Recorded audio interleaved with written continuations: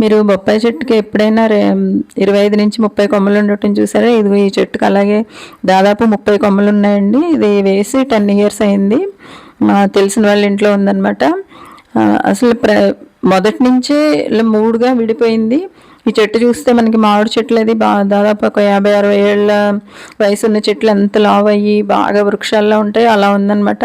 బొప్పాయి ఎప్పుడైనా స్ట్రైట్గా పెరిగి కాయలు కాస్తుంది, ఎప్పుడైనా విరిగిపోతుంది. అక్కడి నుంచి 1-2 కొమ్మలు వస్తాయి. కానీ దీనికైతే 25-30 కొమ్మలు ఉన్నాయండి. చాలా హైట్ అయిపోయింది. అంటే అది గుబురుగా వచ్చేసి ఇంకా కొమ్మలు అయితే చాలా పొడుగ్గా వెళ్ళిపోయినాయి అనమాట. 2 ఫ్లోర్స్ అంత హైట్ అయిపోయింది చెట్టు.